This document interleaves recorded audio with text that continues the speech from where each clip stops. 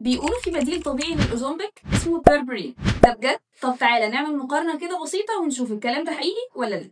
الأوزمبيك أكيد عارفه، فعال جدا في التخسيس بسرعة. هو بيزود إفراز الأنسولين وبيقلل إنتاج السكر من الكبد وينظم مستوياته في الدم. كمان بيأخر إفراغ المعدة وبيساعدك في التحكم في الشهية. طب تمام، هو كويس جدا أهو، بس برضه هو سعره غالي جدا ولازم تستخدمه تحت إشراف طبي دقيق. ولأن نتيجته سريعة برضه أعراضه الجانبية بتكون قوية، ممكن توصل لالتهاب البنكرياس. طب البيربرين هو مكمل طبيعي يدخل جسمك يروح الدم، بيعمل إيه بقى؟ يظبط حساسية الأنسولين وينظم السكر في الدم.